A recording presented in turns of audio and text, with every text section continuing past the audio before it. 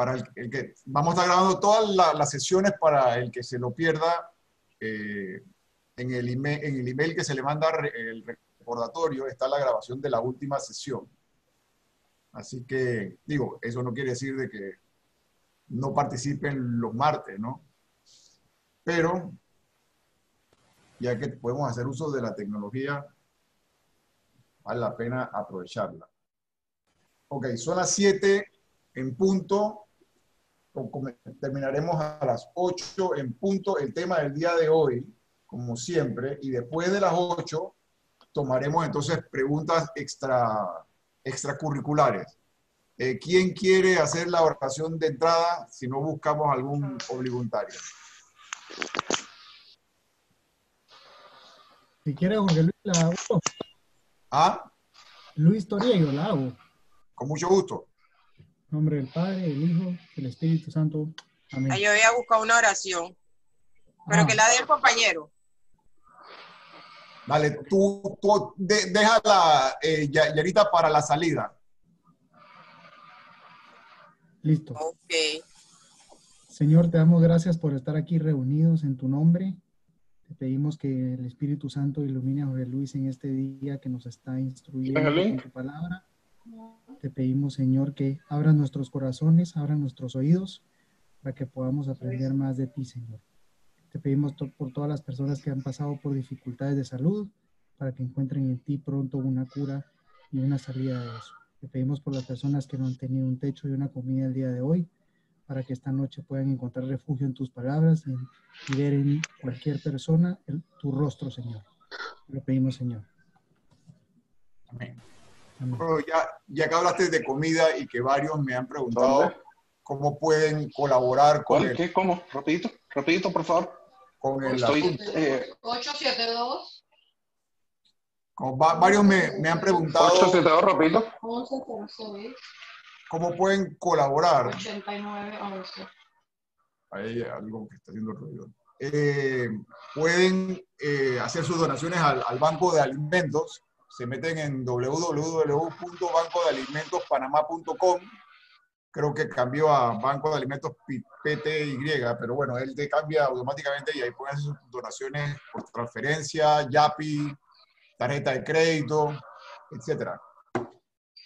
Todavía estamos cortos para el tercer mes. Tenemos 30,000 beneficiarios y vamos por 2 meses y tanto. Ok, bueno, hoy vamos a hablar de la segunda parte del Génesis. El Génesis es el primer libro de la Biblia. Recordando que la palabra Biblia significa en griego libros. Y el primer libro es el Génesis, que es el principio. Es cuando el pueblo de Israel comienza a preguntarse qué sucedió al principio. Ya vimos la creación, vimos Caín y Abel, vimos el relato de la Torre de Babel, vimos Noé. Y ahora vamos de los capítulos 12 al capítulo 50, que es donde termina el libro del Génesis, y vamos a hablar de los patriarcas. ¿Okay? Patriarca principal, con el cual siempre comienza, y muchas veces en el Antiguo Testamento, y para los judíos muy importante, es Abraham. ¿Okay? Ustedes oirán siempre el hijo de Abraham, el hijo de Isaac y el hijo de Jacob. Y los patriarcas recorren desde Abraham y te llevan hasta José, el que llamaban José el soñador. José llega a Egipto, le interpreta los sueños al faraón, y el siguiente libro que estaremos viendo, que es el libro del Éxodo, comienza cuando un faraón que no conocía a José los esclaviza. Esos son los primeros recuerdos históricos. Así que, haciendo un recuento, hacia el año 1200 antes de Cristo, una serie de tribus nómadas y seminómadas que estaban esclavizados en Egipto, salen, son liberadas y pasan 200 años históricos deambulando en el desierto hasta que llegan a Canaán, lo que hoy es Palestina. Y esto hubiese pasado desapercibido porque eran tribus sin ningún tipo de de significado, sin ningún tipo de jerarquía. Eran tribus que habían sido esclavos y que no tenían pueblo, ni tierra, ni rey, que era muy importante para las tierras de la Mesopotamia. Esto hubiese pasado desapercibido si no hubiese habido una conciencia colectiva hacia el año 1000, que son los 40 años bíblicos que están en el desierto, que un Dios liberador los acompañó durante todo ese trayecto. Después vimos las diferentes etapas, la monarquía, y dentro de la monarquía vimos que durante la época de Salomón se escribieron la mayoría de los libros que están en el Génesis, o la mayoría de los relatos que están en el Génesis. Entonces, del capítulo 12 al capítulo 50, la gran mayoría de los relatos que vamos a ir viendo son relatos de corte yavista. Estos relatos de corte yavista se están escribiendo nuevamente hacia el reinado de Salomón, cuando el pueblo ya está sentado, así que tenemos que ubicarnos en ese momento del tiempo y del espacio. El pueblo está sentado, el pueblo está poniendo toda su confianza en el reino, está poniendo toda su confianza en las riquezas, está poniendo toda su confianza en lo material, y ya sabemos cuál es el mensaje de Dios al respecto. Entonces, en ese momento el pueblo comienza a preguntarse, ok, ¿cómo fueron las cosas al principio? Y ahí vienen los relatos de la creación, etcétera, etcétera, etcétera, hasta que entramos en el tema de los patriarcas y se le comienzan a asignar a diferentes patriarcas, diferentes caudillos de diferentes tribus, diferentes tiempos,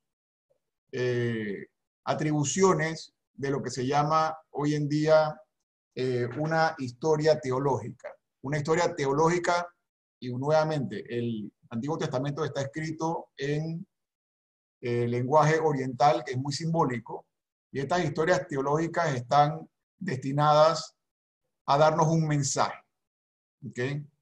Entonces, vamos a comenzar y vamos a abrir la Biblia para comenzar a familiarizarnos con ella, así como hicimos con la creación, y vamos a ver Génesis capítulo 12, del 1 al 9. A ver, ¿quién va de voluntario? Génesis 12, del 1 al 9.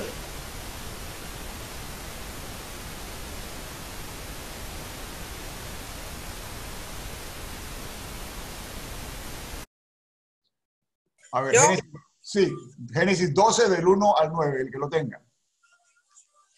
Dios llama a Abraham. Hay una interferencia. Sí, espérate, déjame. Ya, dale. Ok, Dios llama a Abraham. Un día el Señor le dijo a Abraham, deja tu tierra, tus parientes y la casa de tu padre, para ir a la tierra que yo te voy a mostrar. Con tus descendientes voy a formar una gran nación. Ok, una pequeña pausa ahí. Miren cómo se escribe Abraham en el capítulo 12, comenzando el relato de la vocación de Abraham, y después vamos a ver si ustedes ven alguna diferencia en el segundo relato que vamos a leer de cómo se escribe en la Biblia. Dale, sigue, disculpa. Con tus descendientes voy a formar una gran nación, voy a bendecirte y hacerte famoso, y serás una bendición para otros. Bendeciré a los que te bendigan y maldeciré a los que te maldigan. Por medio de ti bendeciré a todas las familias del mundo. Abraham salió de Aram tal como el Señor se lo había ordenado. Tenía 75 años cuando salió de allá para ir a la tierra de Canaán. Con él se llevó a su esposa Sarai y a su sobrino Lot, y también todas las cosas que tenían y la gente que habían adquirido en Aram. Cuando llegaron a Canaán, Abraham atravesó toda esta región hasta llegar a Siquem, donde está la encina sagrada de More. Los cananeos vivían entonces en aquella región. Allí el Señor se le apareció y le dijo, esta tierra se la voy a dar a tu descendencia. Entonces Abraham construyó un altar en honor del Señor, porque allí se le había aparecido.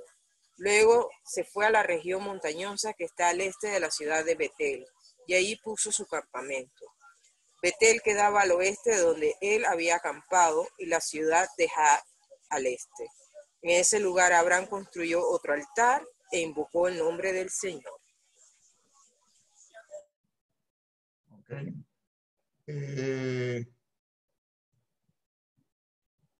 Bueno, vamos a hacerlo un poquito más dinámico hoy. A ver, una pregunta. Bueno, en otras traducciones de la Biblia dicen de que Abraham dejó una gran fortuna donde estaba. ¿Qué le promete Dios a Abraham? Una gran descendencia. Una gran descendencia. ¿Qué más? Le promete 3 cosas. Tierra. Tierra prometida. Tierras. Le promete tierra Bendiciones. y bendiciones. Ahora, esas... Aquí hay algo que ya está haciendo en interferencia. Ok, esas 3 promesas son fáciles de cumplir o son difíciles de cumplir. ¿Cuántos años tenía Abraham? 75. 75 años. Y más adelante en el Génesis veremos que la esposa es estéril. Dios le está prometiendo una gran descendencia. Eso es una promesa difícil. La segunda, Dios le está prometiendo una tierra. Esa tierra está llena de cananeos. Él está dejando una fortuna detrás, se está poniendo en marcha. Ya comenzamos a ver ciertas pistas de por dónde va el texto. ¿Ok? Le promete una descendencia, le promete una tierra y le promete, ¿qué más? Lo tercero. Fama. Bendiciones. Bendiciones. Bueno, la Biblia dice fama y bendiciones. Te voy a hacer famoso. Sí, pero bueno, sobre todo el tema de que te voy a hacer bendito. Vas a tener muchas bendiciones. Y estamos hablando que la tierra de los cananeos era una tierra que estaba, era politeísta, era una tierra que, donde creían en muchos dioses y creían en sacrificios. Eso lo vamos a ver después. Entonces ahí tenemos los 3 elementos de la promesa de Dios, o las 3 promesas que le hace Dios. Y yo me acuerdo que cuando comenzamos a leer la Biblia con el padre Aguirre, me dice, bueno, uno de los títulos que se le podría dar a la Biblia es que Dios siempre cumple sus promesas. Pero estas son promesas improbables, bien improbables. Estamos hablando de, te voy a dar una descendencia, te voy a dar una tierra que ya está ocupada, la descendencia con una mujer vieja y que es estéril. La misma Biblia lo dice, no me acuerdo exactamente, pero ustedes lo buscan más adelante en ese relato de Génesis. Y bendiciones en una tierra donde hay todo tipo de religiones. Mientras tanto, él está en un lugar donde tiene una gran fortuna, tiene ganado, tiene tierras, tiene de todo. ¿Qué nos quiere decir el biblista en este tema de la vocación de Abraham? ¿Y qué hizo Abraham? Sería la fe de Abraham. La fe de Abraham. Bueno, por supuesto, Abraham es considerado... Obediencia. Confianza. ¿Okay? Abraham es considerado el padre de la fe. ¿Por qué? ¿Qué hizo Abraham? ¿Qué hubiese... Aquí hay una pregunta y vamos a comenzar a actualizar la palabra un poco, ¿no? Yo estoy muy acomodado en un momento determinado. Tengo grandes riquezas, tengo a toda mi familia, tengo a mi esposa que quiero mucho, tengo a mi sobrino, tengo ganado, tengo todo, y de repente Dios me hace 3 promesas que son bastante difíciles, aunque nada es imposible para Dios, como veremos más adelante. Pero ¿y qué es lo que hace? ¿Qué es lo que hace la figura de Abraham? Renuncia a todo eso por ir detrás de la promesa de Dios. Okay. Obedece. Abraham se pone en marcha. Okay. Y esa es una de las primeras claves a las promesas que Dios nos hace, es el que tiene fe, cuando Dios te habla, se pone en camino. Aquí estamos hablando de un patriarca que es nuevamente una historia teológica, no un personaje histórico per se, pero nos están narrando un relato para mandarnos un mensaje. Si nosotros leemos el Antiguo Testamento a la luz del Nuevo Testamento, ¿a quién se le hizo una promesa similar con dificultades y se puso en marcha también en Moisés. el sentido de la palabra? Moisés. No, en el Nuevo Testamento. Ah. María. ¿Okay? A María le dijeron, hey, ven acá, posiblemente una niña de 14 años, el Espíritu Santo te embarazará y tendrás a luz un hijo que le pondrás por nombre Jesús. Por supuesto que ella no entendía nada de lo que estaban diciendo. Y María dijo, hágase. Entonces, el modelo de la fe en el Antiguo Testamento y para todo el pueblo de Israel lo será Abraham, y el modelo de la fe ya de una figura histórica y de algo real lo será María. Dios te hace esas promesas bastante improbables, pero resulta que te las cumple. Entonces, uno de los posibles títulos de la Biblia, nuevamente, de que a mí me gusta mucho, es Dios siempre cumple sus promesas. Vamos a ver otro relato y nos vamos a ir al Génesis, capítulo 22, del 1 al 19.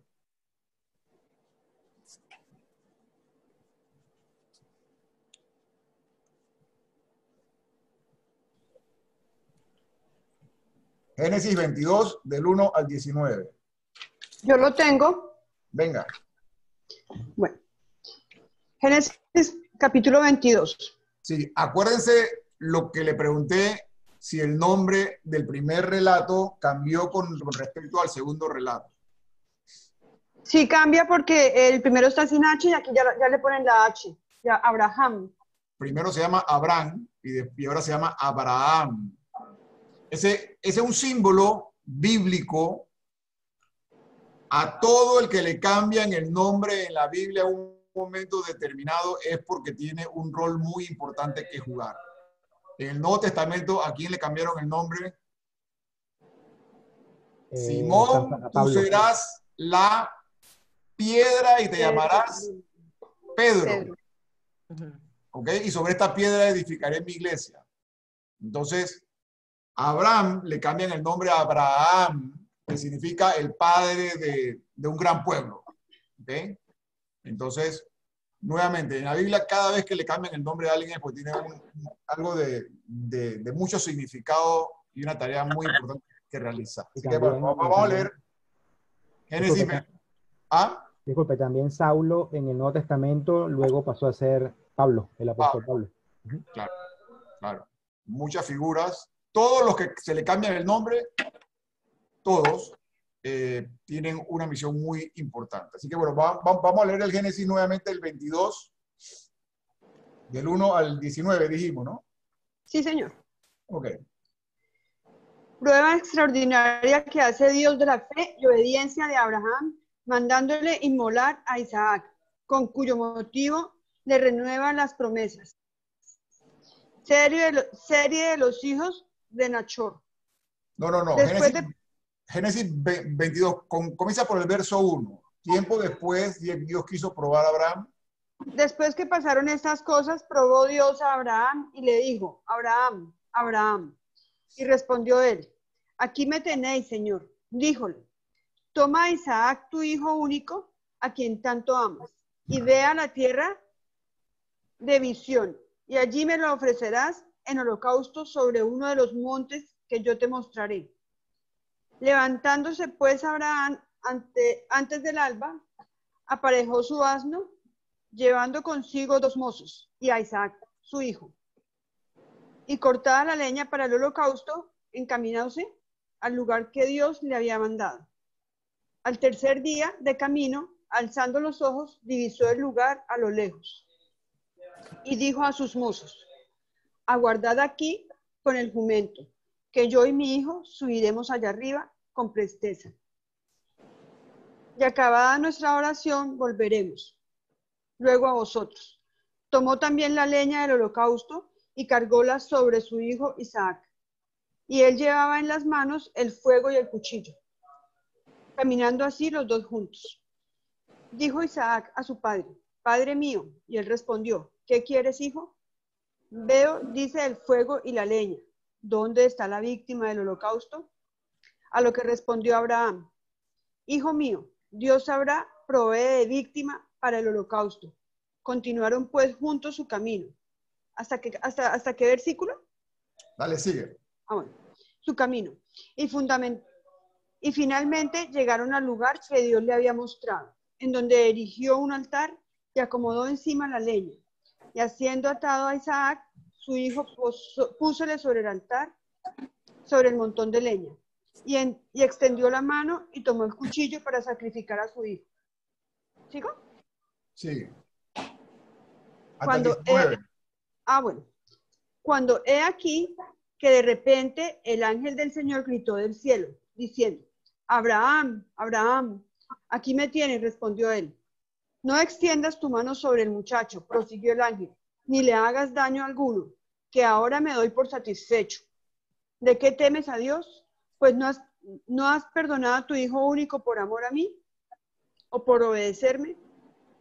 Alzó Abraham los ojos y vio detrás de sí un carnero enredado por las astas en un zarzal, y habiéndole cogido, le ofreció el holocausto en vez del hijo. Y llamó este lugar Moriah. Esto es: el Señor ve y provee. De donde hasta el día de hoy se dice: en el monte del Señor verá y proveerá. Llamó el ángel del Señor por segunda vez desde el cielo a Abraham, diciéndole: por mí mismo he jurado, dice el Señor, que en vista de que has hecho esta acción y no has perdonado a tu hijo único por amor de mí, yo te llenaré de bendiciones y multiplicaré tu descendencia como las estrellas del cielo y como la arena que está en la orilla del mar. Tu posteridad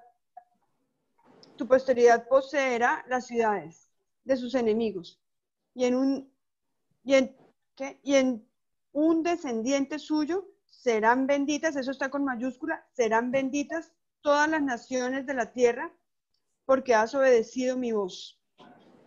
Volvióse Abraham a sus criados y fuéronse juntos a Bersabé, en donde habitó.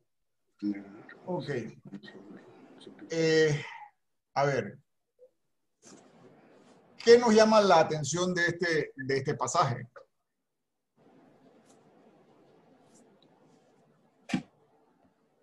Pues a mí me parece demasiado lindo que Abraham quisiera entregar a su hijo por ese amor tan grande que sentía. O sea, no le importó que fuera su hijo, que es lo más sagrado que uno como padre puede tener, para ofrecérselo a Dios, y que Dios, viendo que él sí lo iba a hacer, le dijo: no, ya me demostró que sí me quiere, y que pues así lo veo yo, ¿no? Eso, para mí es un acto muy, perdón, Carlos, sí. Un acto muy fuerte de fe, porque le va a prometer descendencia. Tiene un hijo y fuera se lo va a quitar. Es correcto, es correcto.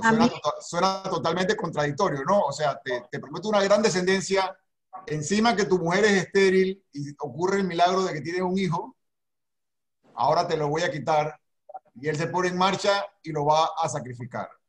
Entonces, aquí hay algo que explicar. Ustedes se acuerdan que hace un par de clases dijimos que en el Antiguo Testamento hay 4 tipos de relatos. Hay un relato que es yavista, que es en la época de Salomón. Hay un relato que es eloísta, que viene del reino del norte. Hay un relato que es sacerdotal. ¿Y quién se acuerda del cuarto? El deuteronomista, que es todo el libro del Deuteronomio. Este relato es uno de los pocos que está en el Génesis No cierra la puerta ahí. De corte eloísta en el reino del norte, y es una crítica que en el reino del norte los cananeos, ¿okay?, hacían sacrificios humanos, sacrificaban al primogénito para que Dios les concediera muchas bendiciones. Entonces, en este pasaje es una crítica a esas prácticas Nuevamente, esto no se está escribiendo en el reinado de Salomón, esto se está escribiendo en el reino del norte, es un relato de corte eloísta, y están criticando el hecho de que Dios no quiere sacrificios, sino más adelante Jesús nos dirá que Dios quiere misericordia, no quiere sacrificio. ¿Okay? Y los santos padres de la primera generación de cristianos vieron aquí una promesa que se cumplió. A ver, ¿quién me dice qué promesa? Les voy a dar una pista. Isaac le pregunta a Abraham, ¿quién pondrá el cordero? ¿Quién pondrá el sacrificio? Dios provee pienso que es la respuesta. O sea, Dios provee, pero... ¿Tendrá que ver con el Cordero de Dios el día de la entrega de Jesús? Totalmente, totalmente. Aquí hay viéndolo en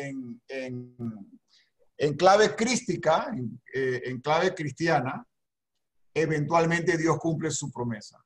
Dios pone el cordero, lo pone en el relato y lo pone en el Nuevo Testamento para la alianza nueva y eterna.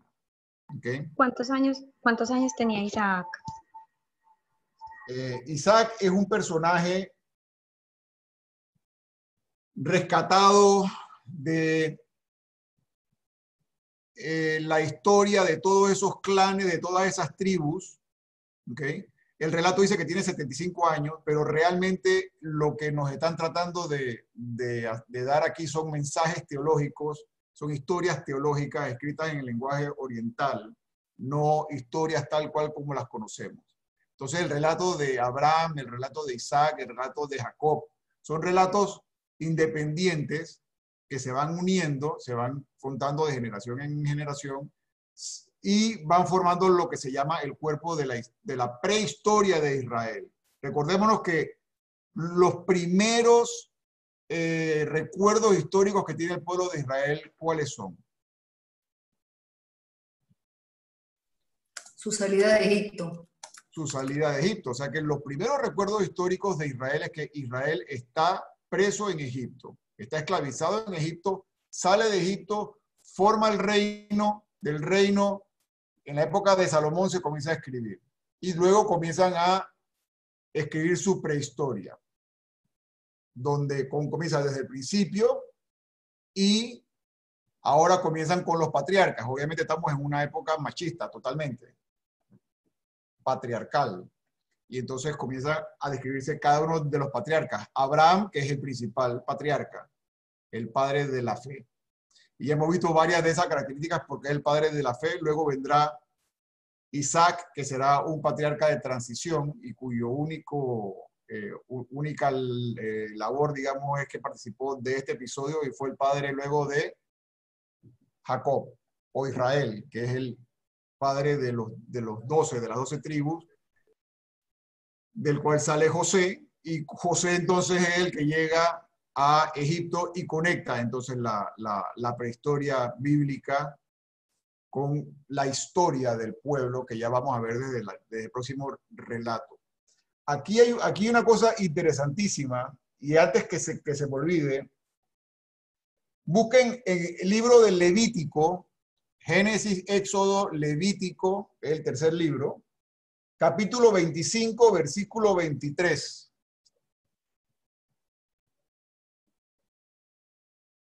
Libro del Levítico, capítulo 25, versículo 23. La tierra no puede venderse a perpetuidad, porque la tierra es mía, y ustedes son forasteros y huéspedes en mi tierra. Ok. Nuevamente, repite eso. La tierra no puede venderse a perpetuidad, porque la tierra es mía, y ustedes son forasteros y huéspedes en mi tierra. ¿Y quién está hablando ahí? Dios. Está hablando Yahvé. Es interesante tener esto en cuenta porque todos los problemas que tenemos en Israel con los palestinos, etcétera, que es un problema de tierras, y tierras es una de las promesas que se hacen en las culturas orientales porque la tierra era muy importante. al final del día está escrito tanto en la Biblia como en el Corán, que la tierra no es propiedad de nadie. La tierra es de Dios. Y está escrito en el libro de Levítico. Sería interesante recordar esto cada vez que vemos ese tipo de problemas, ¿no? Pero bueno, yo solamente como algo muy importante, que siempre he visto muy importante recordar ese pasaje de Levítico, que la tierra no es de nadie. Pero volviendo entonces, vamos a ver entonces ciertas características que hacen a Abraham, o a repetirlas, el modelo de la fe. Número 1, Dios le hace promesas. Número 2, Abraham pone toda su confianza en Dios.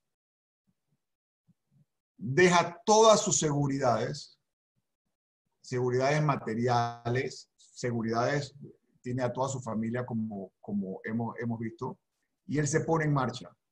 Y eso es lo que Dios nos pide a nosotros, que nosotros tengamos toda esa confianza plena en Dios y que nos pongamos en camino, aun cuando durante ese momento vamos a encontrar un montón de dificultades.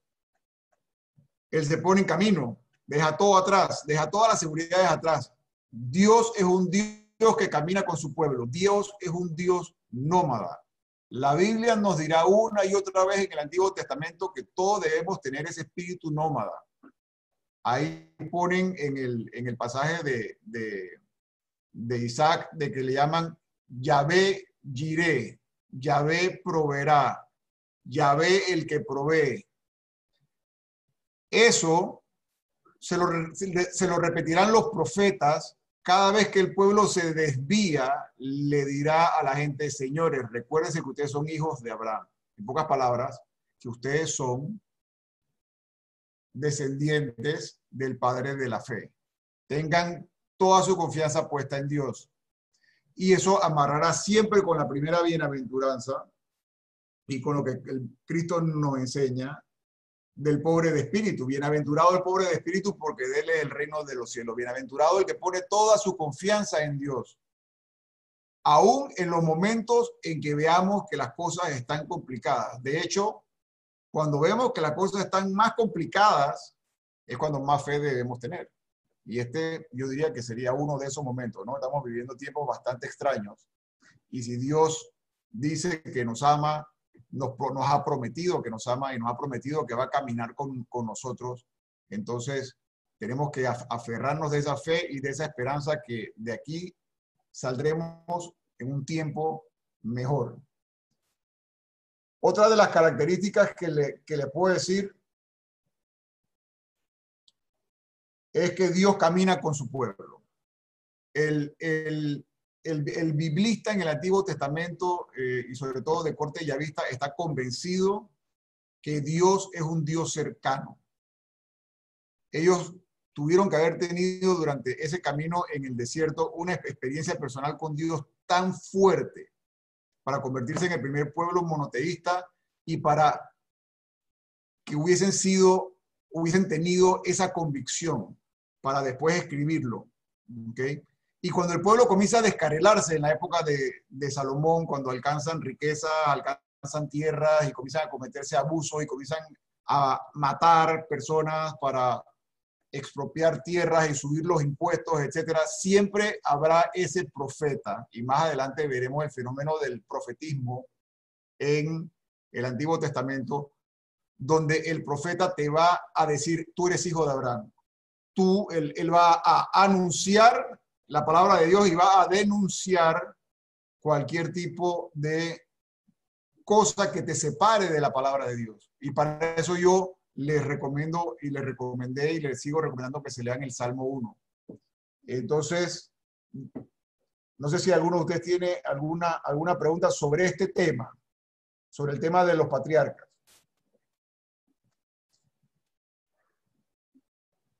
No quiero hacerle perder la fe a nadie diciendo de que Abraham es un personaje, no es un personaje histórico como lo conocemos nosotros, sino que es una historia teológica tomada de algún jefe de algún clan para contar un mensaje teológico, y ese mensaje teológico que le van a contar al pueblo es de qué significa tener fe. y contrastar nuevamente en la época de Salomón que la fe no se tiene que poner en las riquezas, que la fe no se tiene que poner, la seguridad no se tiene que poner en eso, la seguridad se tiene que poner en Dios. Y cuando Dios te pide algo, y eso lo vamos a ver también en el fenómeno del profetismo, Dios le pide a los profetas algo, siempre es complicado. La primera reacción del profeta va a ser no, gracias, no, yo no me meto en eso. Pero fíjate que Abraham en ningún momento chistó. ¿Qué hubiésemos contestado nosotros?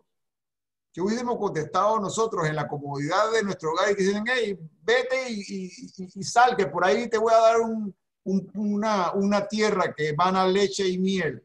Te voy a dar una gran descendencia con una mujer estéril que vive al lado tuyo y te voy a dar muchas bendiciones en pueblos totalmente hostiles. Muchos no quisiéramos salir de nuestra área de confort, pero casualmente eso lo vivimos, pues muchos inmigrantes que hemos tenido que salir de nuestros países, pues a buscar una nueva oportunidad en otra parte por diferentes motivos, y eso es lo que quizás también están viviendo mucho la gente venezolana, que les ha tocado salir de su área de confort precisamente por buscar una nueva tierra.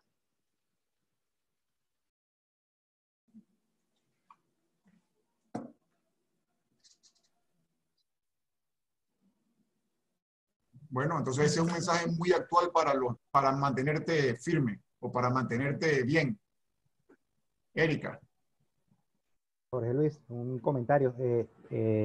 También así habrá sido el nivel de fe que tuvo Abraham, que es como lo que estábamos viendo, ¿no?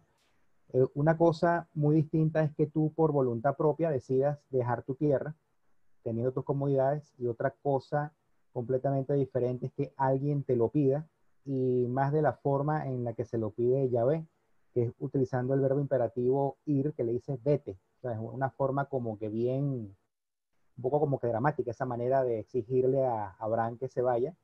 Y otra cosa curiosa es que ninguna de las promesas que Yahvé le hizo a Abraham se cumplió mientras él estuvo en vida. De hecho, esa gran descendencia que tuvo Abraham no se dio en el momento que él, de hecho, él tuvo a Isaac, y creo que Isaac, no sé si él vio nacer también a Jacob. Y la promesa de la tierra tampoco se cumplió, y al extremo de que cuando murió Sarai, él tuvo que comprar una tierra para enterrar a su esposa, porque no tenía tierra donde enterrarla. Ok, pero eventualmente todas las promesas se cumplieron, ¿no? Claro, luego se cumplieron, pero solamente que no se cumplieron cuando él estuvo en vida. Pero sí se cumplieron. De acuerdo al relato teológico. Okay. Yo tengo una preguntita. Sí, ¿cómo no? Bueno, siempre he escuchado, por ejemplo, que Abraham también tuvo a Ismael, ¿no? Sí. Entonces, escuché como que Ismael se fue, y es la parte que como que la parte de los árabes, no sé por qué pienso así, y entonces Isaac es la parte de los judíos de Israel. Correcto. Entonces, al tú decirme, bueno, obviamente esto puede ser un relato, porque no tenían, ellos se basan desde el Éxodo hasta acá, pero entonces yo pensé que eso se había sido algo como más histórico. No, eso es una explicación que cada uno le da a su inicio. ¿Okay? Estamos hablando de las mismas tribus, nómadas y seminómadas. Unas se consideran descendientes de Abraham, la otra se consideran descendientes de Ismael. Ismael es el primogénito, pero para el judío Ismael es el hijo de la esclava. ¿Okay? Por eso la destierra. Pero Dios le hace una promesa en la Biblia judía. Dios le hace una promesa a Ismael, ¿okay? que lo va a hacer también padre de un gran pueblo.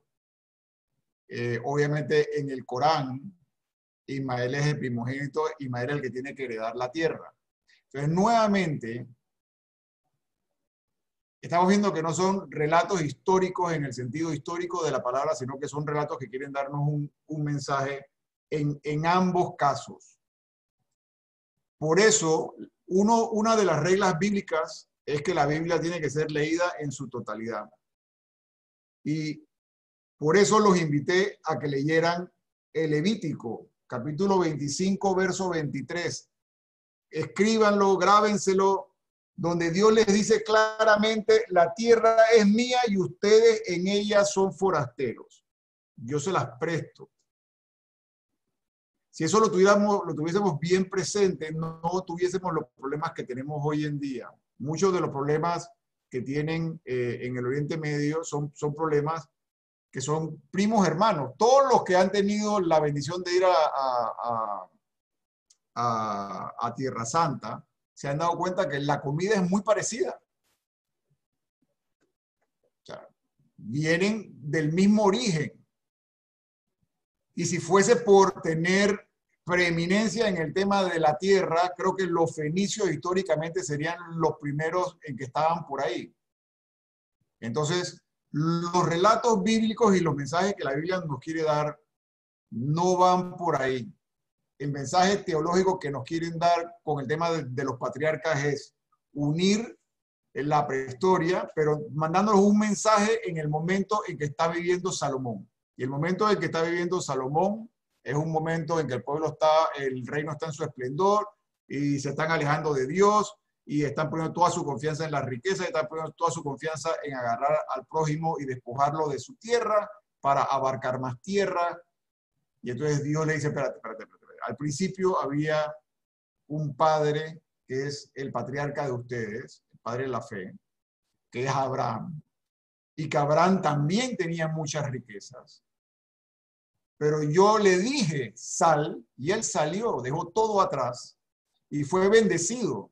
Es el padre de todos ustedes, es el dueño de la tierra que yo le dije que iba a heredar, la que están disfrutando ustedes, gracias a que él tuvo la fe de salir con promesas que eran casi imposibles de cumplir. Ese es el mensaje que le está dando el yavista en este momento a las personas que están viviendo de la monarquía de Salomón.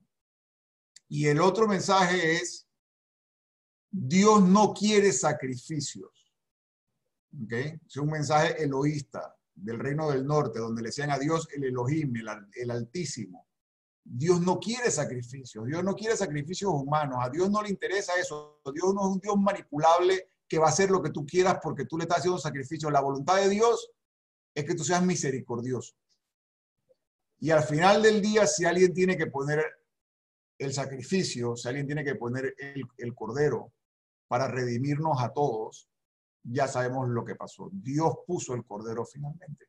Y el cordero fue Jesús.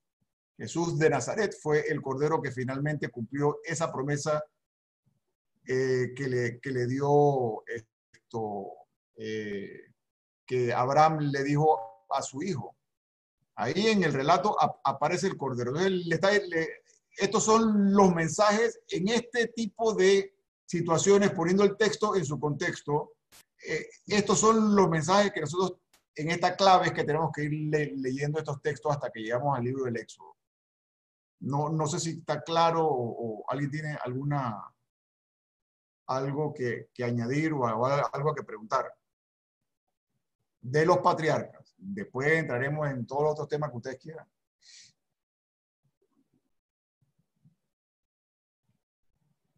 Estamos todos claros, todos bien, todos perfectos. Hoy terminamos temprano entonces. Bueno, entonces, si no hay preguntas sobre el tema de los patriarcas, en la próxima clase vamos a estar viendo el tema del Éxodo y la liberación. Ya son los primeros recuerdos históricos del pueblo. ¿Okay? Y entonces vamos a ir viendo ese tema. Bueno, abrimos entonces a cualquier tipo de preguntas. Y obviamente nada va a reemplazar que se lean del Génesis 12 al 50 y que tengan una Biblia, de que tenga explicaciones abajo, al pie de página, para que puedan leerlo a la luz del magisterio. ¿Ok? ¿Pregunta de algún tipo fuera del tema? ¿Nadie? Bueno, creo que están todos contentos. Pues. Disculpe, es Génesis 12 al 50, que hay que leer. Génesis 12 al 50, ¿sí? Eso, Génesis 12 al 50 cubre todos los patriarcas hasta que llegas al libro del Éxodo, porque ya en el 50 se termina el Génesis. Oh, muy bien, muchas gracias. ¿Cómo no? Jorge Luis, entonces para quedar clara, en mi caso los patriarcas son Abraham, Isaac, Jacob y José. Por lo general hablan del Dios de Abraham, del Dios de Isaac y del Dios de Jacob. ¿Okay? Pero sí se considera a José como patriarca también. Y José es el último, porque acuérdate que José fue vendido por los hermanos en la historia teológica, y así es como ellos se conectan a haber llegado a Egipto. José interpreta los sueños, y tú verás cuando comienza el libro del Génesis de que dicen que un faraón que no conoció a José los esclavizó. ¿Okay? Así que José será una figura importante para ellos. Los hijos de Jacob, que le cambian el nombre y le ponen Israel a Jacob, y nuevamente, cada vez que le cambian el nombre a un personaje en la Biblia es porque va a ser algo importante, es el padre de los 12 o de las 12 tribus. ¿Vale? Que el más pequeño de ellos y la última de la tribu, y de hecho de las tribus que no tuvo tierra, es Benjamín. Por eso muchos le ponen al hijo más pequeño Benjamín, ¿no? Entonces todos los patriarcas están en el Génesis. Ahí donde hablan de los patriarcas, solamente en el Génesis. Todos los patriarcas están en el Génesis. Cuando ya tú terminas el Génesis en el capítulo 50, termina Génesis, arranca el Éxodo. Y comienzan entonces ya los relatos de los recuerdos históricos que tiene ese pueblo hacia el año 1200 antes de Cristo. Jorge Luis, una pregunta. Entonces, ok, estos son relatos, lo de Abraham, Isaac, Jacob, José. Mi pregunta es, entonces, ¿en quién es el que llega a la final con el pueblo hasta Egipto? El que llega con el pueblo en estas historias teológicas, que no son historias propiamente dichas, es Jacob con José. Recuérdense que José es vendido y él consigue el favor de los faraones porque le interpreta los sueños. ¿Okay? Y ahí conectan bíblicamente con estas historias teológicas la historia de los patriarcas con la historia propiamente dicha del pueblo, que es la historia del Génesis. Ok, gracias. Okay, o sea que estas son historias separadas que se van poniendo nuevamente, como la de Abraham, Adán y Eva, Caín y Abel. Se van poniendo historias que son separadas y que van transmitidas de generación en generación, primero de forma oral, en diferentes géneros literarios, y luego se van agrupando y se le va dando un orden, porque obviamente el pueblo, una vez asentado y una vez que tiene rey y una vez que tiene tierra, el pueblo comienza a preguntarse que, bueno, ¿y qué hubo en el origen? Pero ustedes verán que, bueno, y aquí lo estamos adelantando un poco hacia el Nuevo Testamento, cuando estemos hablando de los evangelios, el evangelio de Mateo va dirigido hacia una comunidad que era judía, o sea, era una comunidad judeocristiana. Entonces el evangelio de Mateo comenzará la descendencia de Jesús con Abraham, porque para el pueblo de Israel, para los judíos, Abraham será el primero. Mientras que Lucas, que le está escribiendo a gentiles, que no tienen ninguna idea de quién es Abraham, entonces él comienza por Adán, ¿okay? Que es el primer hombre. Jorge Luis. Dígame. Si Abraham es una figura teológica, como Isaac, las 12 tribus de Israel, o sea, no históricas, sino teológicas, ¿las 12 tribus de Israel son teológicas o son históricas? No, las 12 tribus de Israel son históricas. Históricas. Okay. Y el primero que las une todas es David, el rey David. Y de hecho, una de las preguntas que hemos estado viendo en estos tiempos, el tema del diezmo, una de las cosas de que comienza es porque la tribu de Benjamín no tenía tierra. Entonces, dentro de las leyes que hubo colectivas, y esto es interesante porque estas tribus que llegan a Canaán y que se asientan, estas 12 tribus que se forman en 12 clanes, ¿okay? Y que luego bajo David se solidifican, son solidarias con aquella tribu que no tiene tierra y le van pasando el diezmo. Ese es uno de los orígenes del diezmo que estamos viendo hoy. José Luis, Carlos Sí. Valencia. Sí. ¿De dónde surge el 12? ¿Y cómo Jesús o cómo Dios determinó que eran esos 12 y a raíz de qué los crea? Porque entonces repetimos otra vez el 12 en los apóstoles. O sea, ¿qué incidencias tiene el 12 y por qué esos nombres? Bueno, el 12 tiene la importancia que el pueblo de Israel comienza con 12 tribus. ¿Okay? Entonces, ahí el número 12 tiene un número importante. Por eso es que Jesús luego tiene 12 apóstoles, pero veremos que históricamente Jesús tuvo mucho más apóstoles. Sí, y si no agarren los relatos de los evangelios y se van dando cuenta que en el evangelio de Mateo hay unos nombres de apóstoles y en el evangelio de Lucas hay otros nombres de apóstoles. Por eso, pero ¿por qué se da origen con 12 tribus? O sea, ¿cómo se determinó que eran 12 tribus? Porque cuando llegaron las tribus a Israel y se comenzaron a asentar, se comenzaron a entender y se formaron 12. Así como en un país se forman 9 provincias en Panamá, se fueron uniendo en 12 tribus. Pero esos son los hijos de Josué, los 12 hijos de Josué menos Benjamín, y son los 12 hijos de Benjamín. Ok. Estos no son hijos de nadie, estos son las tribus que salen de Egipto y que 200 años después llegan a Canaán, se agrupan en 12 tribus, que después los conectan teológicamente y lo tratan de conectar históricamente con José, etcétera, o sea, que son hijos no de José, sino de Jacob, que le cambian el nombre a Israel para que sea el padre de la nación. El pueblo simplemente se acomoda en 12 tribus.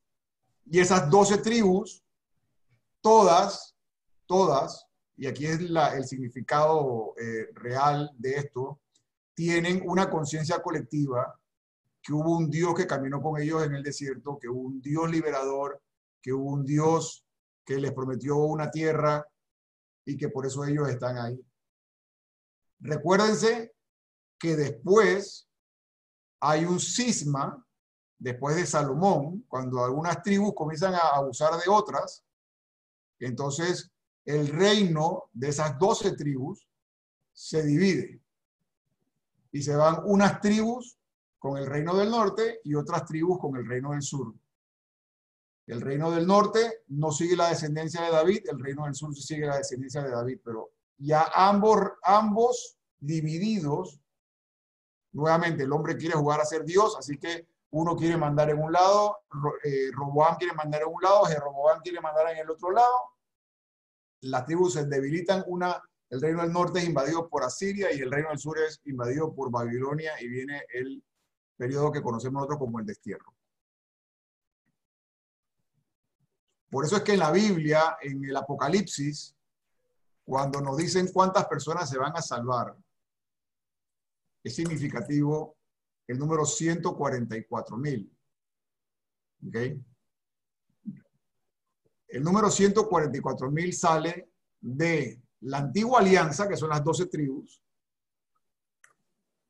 la nueva alianza, que son los 12 apóstoles, 12 por 12, 144, y 1000, que sí significa en numerología hebrea, una gran multitud. O sea, Dios quiere que se salven todos. Dios vino a redimirnos a todos. ¿Hay alguna otra pregunta? Jorge, yo quiero preguntar. Ay, perdón. Yo ya pregunté. No, sí. Dale, nadie tiene la exclusividad de la pregunta. María Elisa, dígame. Entonces no es una locura pensar que Isaac no es hijo de Abraham. Son relatos diferentes de que han ido conectando para mandar un mensaje teológico. ¿Okay? O sea, ese no es el mensaje de que el biblista estaba tratando de mandar, si tenían o no. Y yo sé que esto es difícil de entender porque a veces uno, digo, a nosotros nos han enseñado el cuento en la catequesis y todo, de esto como una sucesión de eventos y que este es el hijo y en las películas, etc. Pero ya en un curso bíblico serio tenemos nosotros de que hablar de lo que es, ¿no? La primera figura histórica que realmente le dijo sí a Dios, que conocemos, ante unas promesas que sonaban a locura, fue María. Por eso para nosotros María es tan importante. Pónganse ustedes a los 14 años las mujeres del grupo y le vienen con esa locura de un ángel que llega y te dice que vas a quedar encinta y que vas a morir apedreada, porque ustedes saben que en esa época pues, las mujeres que cometían adulterio morían apedreadas, repudiadas por el esposo. Y entonces voy a quedar encinta. ¿Cómo es eso? Y María dice sí. ¿Okay? Por eso es tan significativo. Dios, otra cosa importante de que no mencionamos es, Dios no te obliga a nada. Dios te da el libre albedrío. Dios le da una orden, le da una instrucción a Abraham, que Abraham pudo haber dicho que no. Dios le hace un anuncio a María, la prepara, que María pudo haber dicho que no. No era una obligación. Jorge Luis, buenas noches. Buenas noches. Hola. Yo creo que en la gran sabiduría de Dios, tal vez Abraham cuando le habló y le pidió que tomara a su mujer y se fuera y dejara todo, cogiera a su familia, era una persona ya mayor y él respondió de manera perfecta. Yo pensando, cuando le habló a María, que era una chica de 14 años, se lo dijo, ella respondió bien, pero más aún el ángel le dio prueba para que ella se sintiera como más segura cuando le dijo, ahí tienes a tu prima Isabel. Sí, ahí tienes a tu prima Isabel, pero yo contestaría a esa pregunta. María le pidió al ángel una aclaración. Y le dijo, ¿cómo es eso de que voy a quedar encinta si no conozco varón? Y ella le responde, el Espíritu de Dios descenderá sobre ti y el poder del Altísimo te embarazará. Yo no estoy tan seguro que una niña de 14 años quedó totalmente convencida con esa explicación. Por mucha prima Isabel que ella estaba encinta. Y María dijo, soy la esclava del Señor, hágase en mí según tu palabra. A mí me vienen con un cuento de eso y yo lo más probable es que no hubiese aceptado. Y digo, que aquí lo reconozco en público. Porque tremenda explicación. ¿Eh? Otra pregunta que yo tengo. Sí. Jorge Luis, ya hablaron de cómo se pobló la tierra. Cuando yo le pregunté en la primera sesión de cómo fue que Adán y Eva, pues cómo fue que fue poblándose la tierra y no hubo incestos y no hubo cosas locas en ese momento. Bueno, es muy fácil ahora de entender. Si estos libros comienzan con recuerdos históricos del año 1200 antes de Cristo, 1200 antes de Cristo, y sabemos hoy en día, gracias a la antropología, etcétera, que tenemos dinosaurios y presencia en la Tierra de hace millones de años, entonces podemos deducir que la Biblia no nos está tratando de dar un curso de historia de cómo fue al principio. ¿Okay? Para eso nos está ayudando la ciencia. Por eso recomendamos que vieran esa encíclica Fe y Razón. De hecho, lo que recogen los apóstoles en el credo corto es, al principio, creo en Dios Padre Todopoderoso, creador del cielo y de la tierra. Al principio Dios lo creó todo. y Dios vio que todo era bueno. ¿Cómo se creó? Esa no era la idea de estas tribus que se asientan y que comienzan a escribir en la época de Salomón hacia el año 800. Estamos hablando que ya el hombre existía en la tierra millones de años para atrás. Entonces, no es la intención bíblica darnos una clase de ciencia, ni darnos una clase de historia, una clase de antropología, sino darnos un mensaje teológico. Y es que al principio Dios creó todo. Y al principio fue bueno. Todo era bueno. Las 8. Su palabra era Jesús y el Espíritu Santo estaba desde el principio. Desde los santos padres ya comenzaron a ver ese, hagamos al hombre a su imagen y semejanza. Ellos ya comenzaron a ver la Trinidad en ese plural.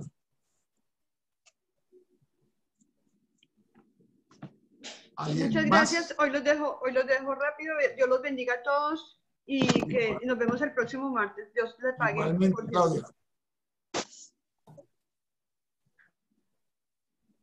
Bueno, entonces, ¿alguien tiene alguna oración? ¿Alguien quiere cerrar con alguna oración o alguien tiene alguna otra pregunta?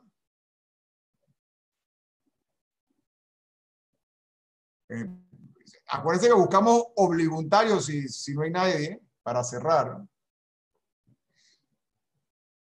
Buscar a alguien que no...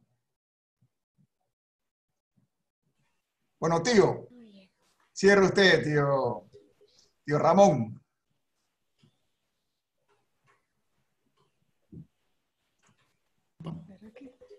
Señor, te damos gracias por esta noche, gracias por tus enseñanzas, gracias por enviar al Espíritu Santo que haya llegado a todos nosotros, gracias por iluminar a Jorge Luis, que nos pueda compartir su conocimiento y a través de él poder ayudarnos a comprender cada vez más lo que quieres de nosotros en esta tierra.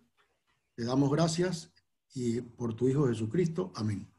Amén. Bueno, que tengan una muy buena y bendecida semana y adelante. Ánimo, que Dios siempre cumple su promesa. Gracias. Feliz noche. Gracias. Chao. Gracias. Buenas noches, gracias. Feliz noche y muchas gracias. Bendiciones para Buenas todos. noches, gracias. Hasta luego, gracias por todo. Bendiciones a Muchas todos. gracias a todos. Gracias, profesor. Nos vemos la próxima semana. El profesor favorito. Si Dios quiere. Así es. A Jorge Luis. Bendiciones. Al bebé, ¿qué pasó, Alfredo? Gusto en verte. Igual. Chao, Jorge Luis. Chao, nos vemos. Chao. Bye. Bye bye, gracias Vicky.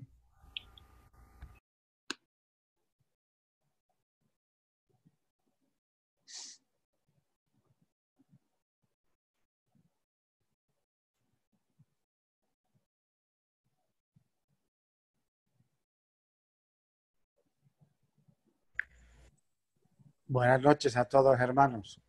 Buenas noches. Buenas noches, Luis. Eso, gusto en verte. Hasta luego. Gracias.